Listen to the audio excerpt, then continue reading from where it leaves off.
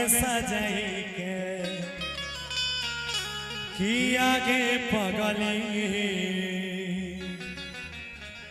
इतने दिन के खातिर दुनिया में आइल रहोगे जा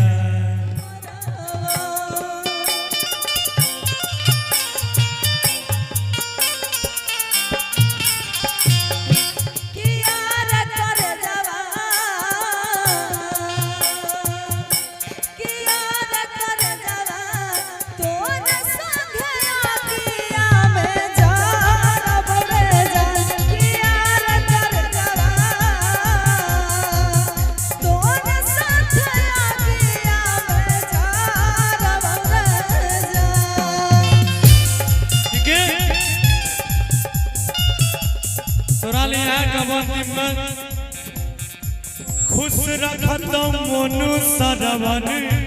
दिल में नहीं है तोगे तरफन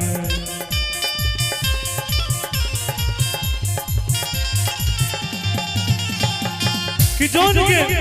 जब आप तू दूसरे दुनिया में चल गई तो जोन तोरा तो वह खुश रख आप हमरा लग रही जो तोरा की फायदा मिलतोगे खुश रखत आजई सरवन दिल में नहीं है तोगे तरफन